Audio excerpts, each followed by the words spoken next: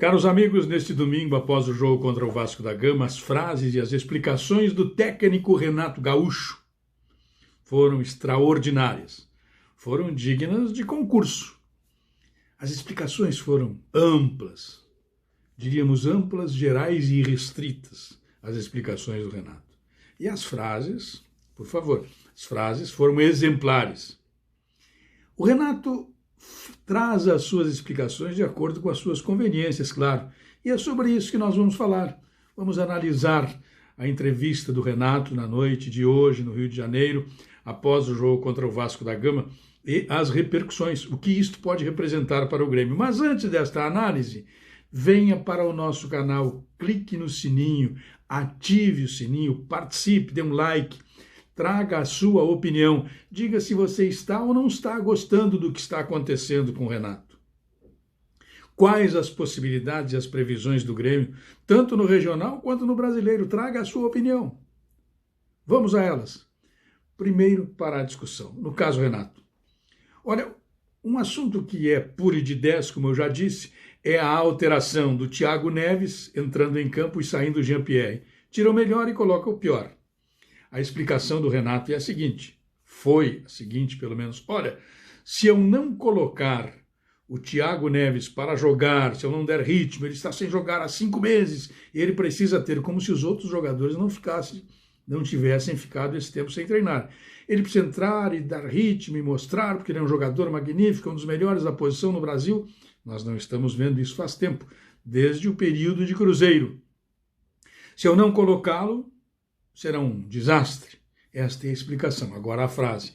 Se eu não colocá-lo, é melhor mandá-lo embora. Então, manda embora, Renato. Não tem outra alternativa. O Grêmio não é laboratório para jogador em fim de carreira. É isso que você tem que ter bem presente. O Grêmio não é laboratório para jogador em fim de carreira. E o Thiago Neves é um atleta em fim de carreira e que está aí há um ano e não rende. Não apresenta uma melhora. Todos os outros melhoraram. Inclusive aqueles que têm mais idade do que ele, como o Diego Souza, como outros tantos que têm a mesma idade, enfim, Jeromel, e Thiago, Maicon, e ele não consegue se enquadrar. Esta frase do Renato foi mortal. Então, se não conseguir, então que mande embora. Então a solução está encontrada, manda embora. A outra explicação do Renato, ela transcende os limites do bom senso. Quando ele diz, olha, eu substituo o Jean-Pierre porque ele tem um problema familiar e precisa ser... Todos sabem qual é o problema familiar do Jean-Pierre, que o pai esteve com Covid-19, está saindo do Covid-19, ele é muito apegado ao pai, enfim. Mas estes assuntos, eles nunca são trazidos para o público. E o do Jean-Pierre é. Por quê? Por quê? O Jean-Pierre tem que jogar, ele precisa jogar. Ele precisa jogar muito mais do que o Thiago Neves. E ele joga na prática muito mais. É o melhor jogador individual do Grêmio, para meu gosto. É um jogador talentosíssimo, não pode sair. Esta substituição, sai Jean-Pierre e entra Thiago Neves, se a diretoria do Grêmio tivesse energia, tivesse interesse pelo futebol, multava o Renato em 50% do salário. Isto é o mínimo que poderia fazer.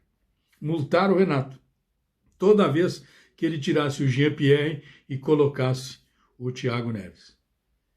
E a outra alteração é colocar o Tassiano e tirar o Alisson. Aí fica cada vez mais difícil de entender o que faz o Renato. E o Renato ainda justifica, dá uma outra explicação, com uma frase extraordinária. Nós estamos invictos a 15 jogos. Para explicar que ele está satisfeito com o rendimento da equipe. Ora, no Campeonato Brasileiro são 4 empates. Um deles com o Ceará, que só conseguiu 1 ponto até agora no Campeonato Brasileiro e foi no empate contra o Grêmio. Então, amigos, Renato, as suas explicações não estão convencendo.